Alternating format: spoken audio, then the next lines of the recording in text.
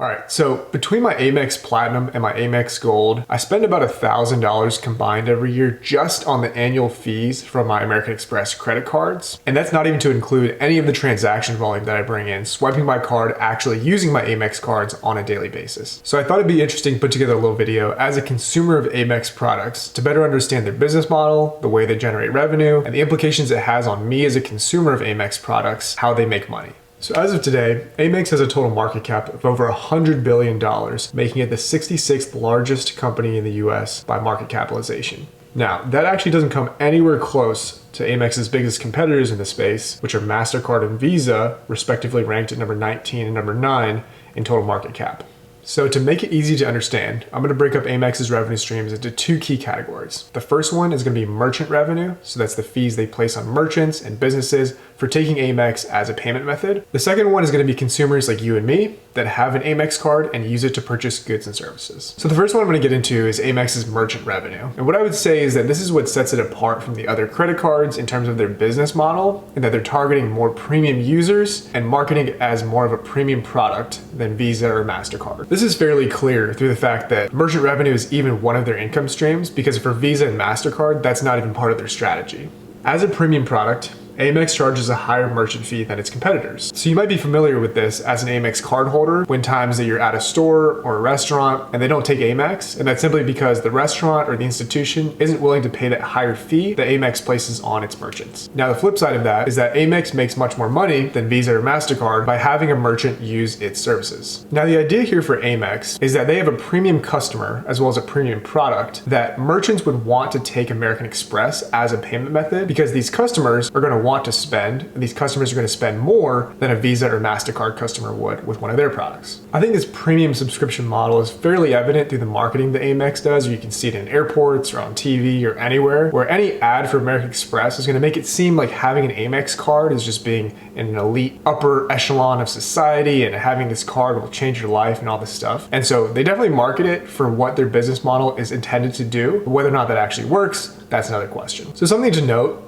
is that if you look into the past, American Express actually did not charge interest on its balances for its credit cards. This is way different than any other credit card, which pretty much makes all of its money from the interest that they charge on balances held over each month by its cardholders. In the past, the idea was that you'd have to pay off your balance in full every month, or Amex was literally going to close your card. And so the interest part of it was not even an option. Now, if you fast forward to today, you know that Amex does have interest rates, and they have other cards outside of the Platinum and the Centurion, including like the Blue Cash and cards that you can get with a lower credit score, which target obviously a different market. They then make a percentage of the profits from interest charged on these cards, and are beginning to shift away from just the merchant and premium subscription model into targeting a broader market. Now this is a good segue into Amex's cardholder revenue stream, which is the revenue stream that they bring in through consumers like you and me. Now, I'd like to point out that American Express's business model, as well as any credit card company's business model, only works because Americans have a spending problem. Essentially, the way a credit card works is that every time you swipe it, you're taking out a loan. If you don't pay that loan out in full within a month, then you start to accrue interest on that loan. And in case you're not aware, the interest rates on carrying a credit card balance are pretty much the highest interest rates you can get among any different products. In the last couple of years, American Express has over $1 trillion in revolving credit each year. That means that of all their cardholders, that's the total amount of money that's been spent on Amex products. It's hard to find a reliable source that says exactly how many cardholders are late on their payments, but I would guess that it's a pretty high number of people that simply just don't understand how a credit card works, or the implications of carrying a balance each month and overpaying for things that they actually can't afford. So in terms of their cardholder revenue, it's pretty obvious that their biggest income stream in this segment is from people that don't pay off their credit card bill in full every month. The interest rate on the typical American Express credit card is anywhere between about 17 and almost 30% interest. That means that literally 30% of the purchase that you're making, or the total balance that you have, is going to be just interest payments that you're making every month. That's not to include the total balance that's just going to keep going up over and over as long as you don't pay it off. I know for myself, and probably a lot of people out there, that think that Amex is probably making most of their money off of the cardholder fees, which are pretty high. You know, it's like $695 just to have a platinum card every year, but that's nowhere in comparison to the amount of balances that they have that are carried over every month by customers of Amex that simply don't pay off their credit cards in time and have to pay all this interest. Now that we have a better understanding for what Amex's key revenue streams are, we want to understand what the implications are on the end user and the consumers like you and me. So we've talked a little bit about the merchant fees and how they're higher for Amex, and that makes it a key revenue stream for them. But in addition to that, Amex is offered as a premium service, premium subscription. What this means is that the partners that they do have that are other businesses, especially their travel partners. So for example, Delta Sky Miles, Marriott Bonvoy, these are big travel partners that have a relationship with Amex as a product,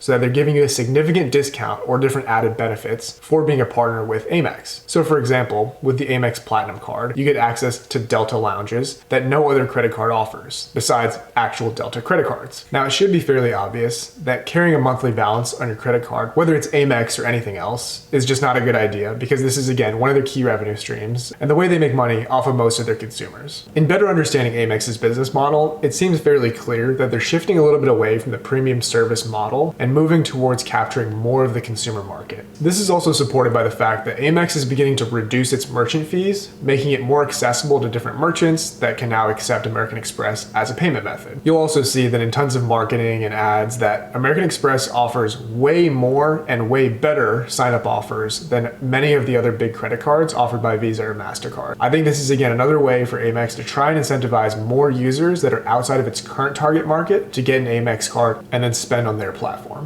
In addition, from anecdotal experience, I've found that American Express Platinum Centurion lounges are now probably one of the busiest lounges in an airport. It used to be much more of an exclusive thing, and the number of Platinum cardholders was also much fewer. And now that I think their business model is shifting a little bit, it seems that everyone and their mother has a Platinum card, and a lot more people are taking advantage of the full benefits of having the card itself. It'll be interesting to see what American Express does in the future, with possibly lowering its annual fees or becoming less of a premium subscription model. However, I do think that the edge that it has is with its key business partners and the key benefits that you get with American Express that you can't otherwise attain with cards that are offered by Visa or MasterCard, especially for the fact that American Express is both a card issuer and a network. Visa and MasterCard are not aligned in that way, and so it's less predictable when changes happen to their card. I think it goes without saying that American Express by far has the best cards in the market with the best benefits, although they have such a high annual fee. I think this is similar to like gym memberships, where if you get a gym membership, gyms don't actually make money on the people that actually go to the gym.